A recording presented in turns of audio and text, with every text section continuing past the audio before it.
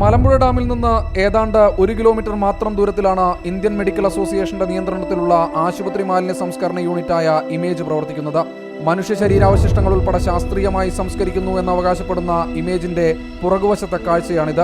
ബലമില്ലാത്ത hollow bricks ചുവരിനും തുരുമ്പെടുക്കാറായ ഇരുമ്പ് കമ്പിക്കുമിടയിൽ ഒരു സുരക്ഷിതത്വമില്ലാത്ത രീതിയിൽ കുന്നുകൂട്ടിയിട്ടിരിക്കുന്ന ആശുപത്രി മാലിന്യം. ഒരു കാരണവശാലും പുറത്തേക്ക് വെള്ളമൊഴുക്കരുതെന്ന മലിനീകരണ നിയന്ത്രണ ബോർഡിന്റെ കർശന നിർദ്ദേശമുള്ള ഇമേജിൽ നിന്ന് വെള്ളമൊഴുകി പുറത്തേക്കെത്തുന്നതും ഞങ്ങൾക്ക് കാണാനായി.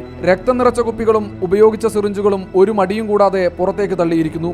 ഗായത്രി പുഴയുടെ കൈവരിയായ കോരയാറിലൂടെ ഈ വെള്ളമെത്തുന്നതാകട്ടെ പാലക്കാട്ടുകാരുടെ പ്രധാന ജലസ്രോതസ്സായ മലമ്പുഴയിലേക്ക്. കേരളത്തിലെ 4000-ൽ പരം ആശുപത്രികളിലെ മാലിന്യമാണ് ഇമേജ് എന്ന സ്ഥാപനം ഇവിടെ കൊണ്ടുവന്ന് സംസ്കരിക്കുന്നത്. ഇവിടെ നിന്നാണ് മലമ്പുഴ ഡാമിലേക്ക് വെള്ളമൊഴുകി പോകുന്നത്.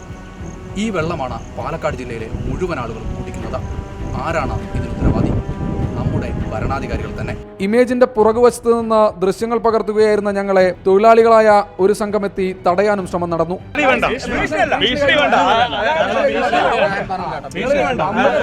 ശക്തമായ അടിത്തറയോടുകൂടി ചുറ്റുമതിൽ കെട്ടി അതിനകത്ത് ചാൽ കീറി വെള്ളം പുറത്തേക്ക് വരുന്നത് ഇമേജ് തടയുന്നുണ്ടെന്നാണ് മലിനീകരണ നിയന്ത്രണ ബോർഡിൽ നിന്ന് ലഭിച്ച രേഖകളും വ്യക്തമാക്കുന്നത്. എന്നാൽ ഇതെല്ലാം തെറ്റാണെന്ന് ഈ ദൃശ്യങ്ങൾ തെളിയിക്കുന്നു. മാരക പകർച്ചവ്യാധിയായ കോളറയടക്കം ജില്ലയിൽ റിപ്പോർട്ട് ചെയ്തിട്ടും ഇമേജിൽ കാര്യമായ പരിശോധനകൾ നടത്താൻ ആരോഗ്യവകുപ്പും ഇതുവരെ തയ്യാറായിട്ടില്ല.